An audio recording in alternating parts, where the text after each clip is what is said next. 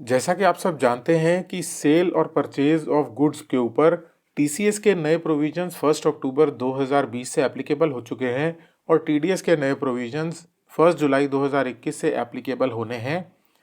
इन दोनों ही प्रोविजंस में कुछ क्लैशेस हैं जिसकी वजह से बहुत से लोग कंफ्यूज हो रहे हैं। तो इस वीडियो में इन्हीं कन्फ्यूजन्स को दूर करूंगा मैं और इन दोनों में क्या डिफरेंसेस हैं उनको डिमार्केट करूंगा।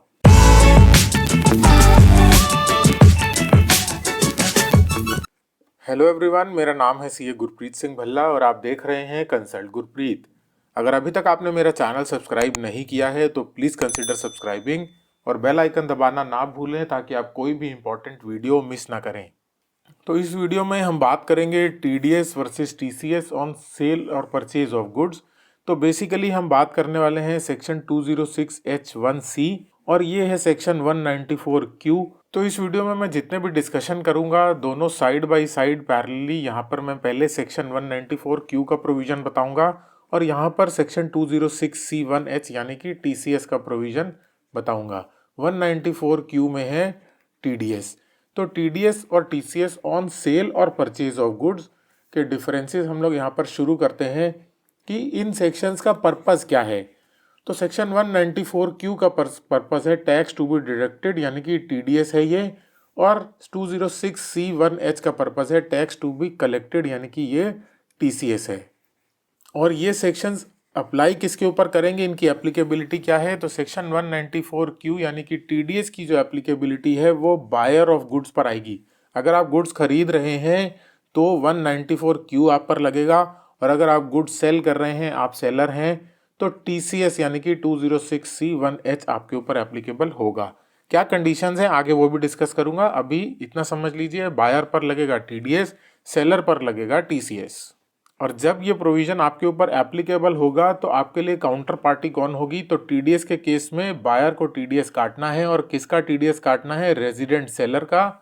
और टीसीएस के केस में सेलर को टीसीएस कलेक्ट करना है और टीसीएस कलेक्ट किसका करना है, काउंटर पार्टी यहाँ पर होगी रेजिडेंट बायर। यहाँ तक तो चीज़ें बहुत सिंपल थी, लेकिन अब एक्चुअल कंडीशन पर आ जाते हैं कि सेक्शन 194Q और 206C1H कब एप्लीकेबल होंगे।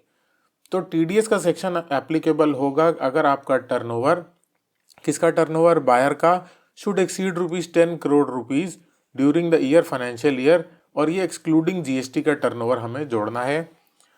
टीसीएस के केस में आ जाते हैं अगर आपका टर्नओवर, किसका टर्नओवर, सेलर का टर्नओवर 10 करोड़ रुपए से ज़्यादा है फाइनेंशियल ईयर 19-20 में एक्सक्लूडिंग जीएसटी। तो यहाँ पर एक सिमिलैरिटी और एक डिफरेंस आपको पॉइंट आउट करता हूँ। सिमिलैरिटी ये है कि चाहे बायर हो टीडीएस के केस में और चाहे सेलर हो टीसीएस के केस में, ये दोनों ही सेक्शंस एप्लीकेबल तब हैं जब 10 करोड़ रुपीस से ज़्यादा का टर्नओवर है आपका प्रीवियस फाइनेंशियल ईयर में यानी कि पिछले फाइनेंशियल ईयर में। बस डिफरेंस यहाँ पर क्या है, यहाँ पर हमने फाइनेंशियल ईयर 20-21 मेंशन किया है और यहाँ पर फाइनेंशियल ईयर 19-20 मेंशन किया है।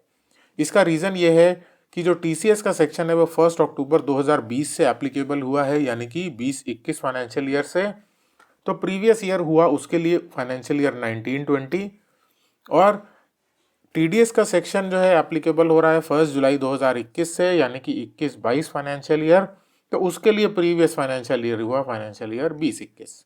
एक बात इसमें आपको ध्यान रखनी है, क्योंकि ये फर्स्ट ईयर है इसलिए यहाँ पर मैंने फाइनेंशियल ईयर्स मेंशन कर दिए हैं, लेकिन थंब रूल क्या है, लॉ ये कहता है कि आपको पिछले साल के फाइनेंशियल ईयर का टर्नओवर चेक करना है। अब इन दोनों की एप्लीकेबिलिटी विद इफेक्ट फ्रॉम क्या है, सेक्शन 194Q जो टीडीएस का नया सेक्शन इंट्रोड्यूस हुआ है बजट में 1 जुलाई 2021 से एप्लीकेबल होना है, और टीसीएस का जो सेक्शन है वो 1 अक्टूबर 2020 से ऑलरेडी एप्लीकेबल हो चुका है। अब इसके बाद की जो 3-4 स्लाइड्स हैं वो बहुत ही क्रूशियल हैं, क्योंकि एक्चुअल जो कन्फ्यूजन है वो इन्हीं पॉइंट्स पर आता है। सबसे पहला कन्फ्यूजन ये है timing of tax deduction, tax actually deduct या कलेक्ट कब होना है। तो पहले तो टीसीएस के सेक्शन की बात कर लेते हैं। टीसीएस क्योंकि ऑलरेडी एप्लीकेबल हो चुका है तो आप लोगों को कॉन्सेप्ट कुछ क्लियर हो चुके होंगे अभी तक। अगर आपको कॉन्सेप्ट्स टीसीएस के डिटेल में समझने हैं तो उसके लिए मेरी एक सेपरेट वीडियो है, उसका लिंक मैं आई बटन पर दे दूंगा। तो टीसीएस कलेक्ट कब होना है, at the time of receipt of payment. तो इन दोनों ही सेक्शंस में एक बहुत ही कॉन्सेप्चुअल डिफरेंस है, इसको समझ लीजिए। टीसीएस जो है वो रिसीट्स पर एप्लीकेबल हो रहा है, इसको बिलिंग से कोई मतलब नहीं है, इसको सेल के अमाउंट से कोई मतलब नहीं है। टीसीएस कलेक्ट होना है सिर्फ उतने ही अमाउंट पर जो आप रिसीव कर रहे हैं, भले ही वो प्रीवियस ईयर का अमाउंट हो, भले ही वो एडवांस पेमेंट आपने रिसीव की हो। जितना पैसा आपने रिसीव किया, सेलर है जितना पैसा रिसीव करेगा उस पर उसको टीसीएस कलेक्ट करते जाना है। यहाँ पर क्या कहता है कि टीडीएस आपको डिडक्ट करना है परचेज पर। यहाँ पर पेमेंट की बात नहीं कर रहा है, परचेज की बात कर रहा है। तो यहाँ पर जो कॉन्सेप्ट अप्लाई होगा वो होगा पेमेंट और क्रेडिट, यानी कि जो आपकी इनवॉइस डेट होगी, जब आपने माल परचेज किया एक्चुअल में या जब आपने पेमेंट की, दोनों में से जो भी पहले होगा, विच एवर इज अर्लियर, वो टाइमिंग होगी टीडीएस डिडक्ट करने की। तो एक बार क्विकली समअप कर देता हूँ। टीडीएस एप्लीकेबल है परचेज के अमाउंट के ऊपर, उसको पेमेंट से कोई मतलब नहीं है। तो पेमेंट या परचेज की डेट जो भी पहले होगी उस दिन आपको टीडीएस डिडक्ट करना है। और यहाँ पर बात करता है ओनली रिसीट ऑफ पेमेंट की, इसको सेल के अमाउंट से कोई मतलब नहीं है। सेल भले ही आप 1 करोड़ की करें या 5 करोड़ की करें, टीसीएस उतने अमाउंट पर ही कलेक्ट होगा जो आपको रिसीव हो रहा है। उसके बाद आ जाते हैं कि जो भी सर हम एडवांसेस रिसीव कर रहे हैं या एडवांस पे कर रहे हैं, उसके ऊपर टीसीएस टीडीएस लगेगा कि नहीं लगेगा। तो मैंने अभी लास्ट स्लाइड में जैसे कि बताया कि टीसीएस का सेक्शन एप्लीकेबल है रिसीट ऑफ पेमेंट पर। तो अगर आपको एडवांस भी रिसीव हो रहा है या आप क्रेडिट पे माल बेच रहे हो, आपको कुछ टाइम बाद पेमेंट आ रहा है, तो जब भी पेमेंट आएगी तब आपको टीसीएस कलेक्ट करना है। और टीडीएस के केस में भी ऐसा ही है। हमने डिस्कस किया था कि डेट ऑफ पेमेंट या date of purchase whichever is earlier. तो ऑब्वियस हो गया कि एडवांस पेमेंट जो भी हम कर रहे हैं उस पर आपको टीडीएस डिडक्ट करना है। एडवांसेस के केस में दोनों ही सेक्शंस में, चाहे वो टीडीएस हो चाहे वो टीसीएस हो, एप्लीकेबिलिटी आ जाएगी। उसके बाद दोनों में रेट ऑफ टैक्सेस क्या है, तो टीडीएस के केस में और टीसीएस के केस में रेट ऑफ टैक्सेस सेम है 0.1%, अगर आपके पास पैन अवेलेबल है काउंटर पार्टी का। टीसीएस में एक और एग्जेम्पशन है, कोविड की वजह से 0.75% करना है आपको 31 मार्च 2021 तक। उसके बाद ये रेट जो है 1% हो जाएगा और टीडीएस में फ्लैट रेट इन्होंने 0.1% दे दिया है। और अगर आपके पास पैन अवेलेबल नहीं है तो 5% एप्लीकेबल है टीडीएस और 1% एप्लीकेबल है टीसीएस। यहाँ पर दोनों का जो रेट है वो चेंज हो गया है। और टीसीएस टीडीएस एप्लीकेबल कितने पे होना है, ऑन अमाउंट एक्सीडिंग ₹50 लाख, और यहाँ पर भी ऑन अमाउंट एक्सीडिंग ₹50 लाख।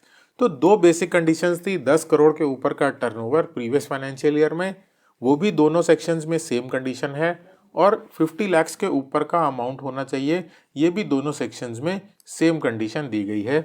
और यही एक्चुअल कन्फ्यूजन बना रही है।